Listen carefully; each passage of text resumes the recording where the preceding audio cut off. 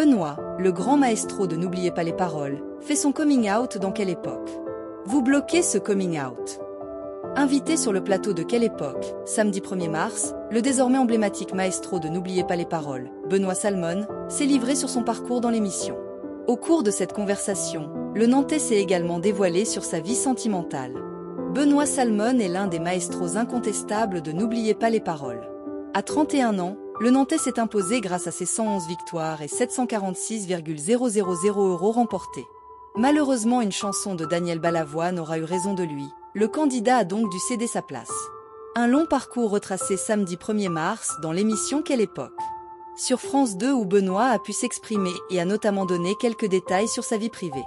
D'abord, le photographe a expliqué s'être inscrit à l'émission musicale suite à une rupture amoureuse. Anecdote à laquelle Philippe Cavrivière a rebondi en demandant « Elle a rappelé depuis ?»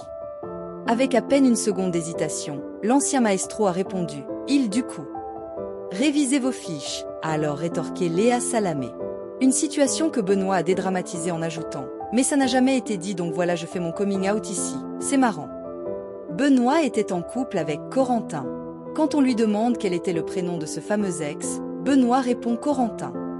Élodie Pou, installée à ses côtés, y est allée de sa blague en lançant « Chez Corentin ». Poutou Corentin, et ça faisait un beau voyage la Corentin 700 000 balles, a ajouté Philippe Cavrivière. Paul de Saint-Saint-Cernin, campé au milieu du public, a alors demandé « Est-ce que vous bloquez ce coming out ?»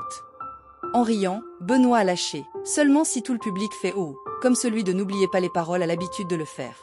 Benoît n'était initialement pas destiné à être le dernier candidat iconique de l'émission de Nagui. Le maestro a confié s'être inscrit suite à son retour précipité d'Inde, en 2020, à cause de l'épidémie de Covid-19. Un retour en France qui s'est accompagné d'une rupture amoureuse, mais aussi d'un emménagement chez sa mère. Une belle année 1, peut-on entendre ironiquement lancer Élodie Pou. C'est donc à ce moment-là que Benoît décide de tenter sa chance dans N'oubliez pas les paroles, une décision qui a bousculé son quotidien.